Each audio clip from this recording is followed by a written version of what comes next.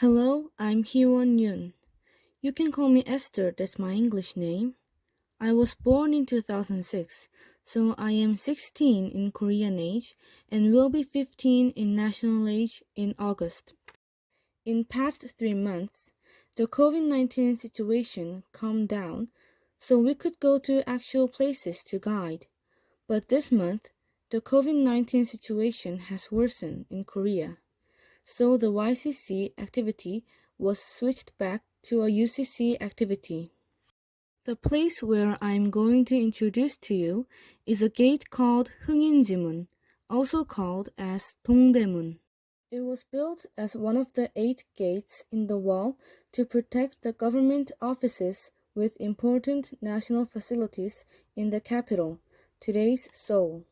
It was built in 1396 during Korea's last dynasty, Joseon, but the gate we can see today was rebuilt in 1869, also in Joseon.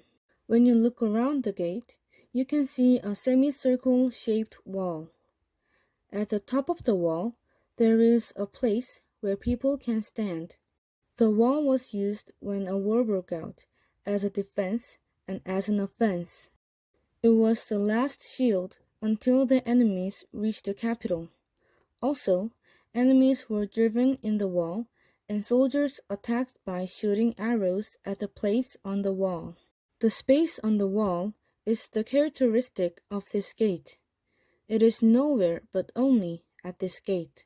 This gate seems to be used effectively during war, but this gate has a sad and also humiliating story during Japanese invasion of 1592. Right before Japan invaded Joseon, Japan was unified one country from divided several countries. So, the person who united Japan waged wars to reduce the threat by diverting internal forces outward, and the target was Joseon, Korea's last dynasty. There were no proper military institutions and systems in Joseon because of the 200 years of peace. And if Japan had won the war, they could have used Korean territory and it would have been the bridge to the continent, which was desperate for Japan. Finally, in 1592, exactly 200 years after Joseon was established, Japanese invaded Joseon. As Japan expected, Joseon suffered horribly by the Japanese, and the capital was occupied in only 20 days. The king ran away to the northern part of the territory, and it is said that the palaces were burned down by the people who was angry at the king who escaped. But with the activities of the naval force, crown prince and volunteers, and the support of the Ming China dynasty, the war ended in 1594.